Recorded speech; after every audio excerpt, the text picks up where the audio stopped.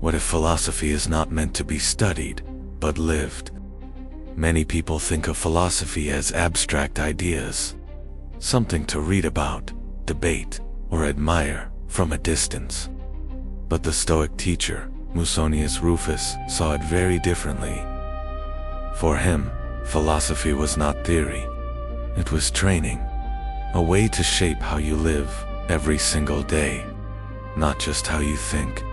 Musonius Rufus taught that the purpose of philosophy is simple: to improve your character, to make you more disciplined, more reasonable, more self-controlled. And he insisted on something most people still avoid.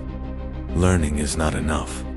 You can read all the philosophy in the world and still live without discipline.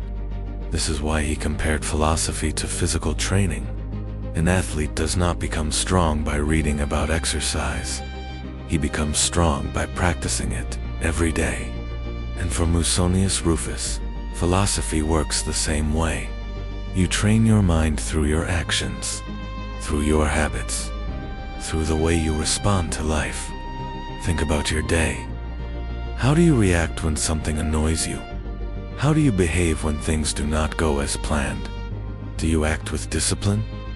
Or do you follow impulse? These moments are not small. They are exactly where philosophy happens. In his lectures, Musonius Rufus returns again and again to this idea. Philosophy must appear in your life, in what you do, in how you live. Otherwise, it has little value.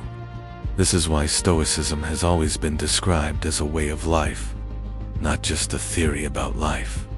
If you want to explore this more deeply, the lectures of Musonius Rufus are simple and surprisingly accessible. They feel less like philosophy and more like practical guidance for everyday life.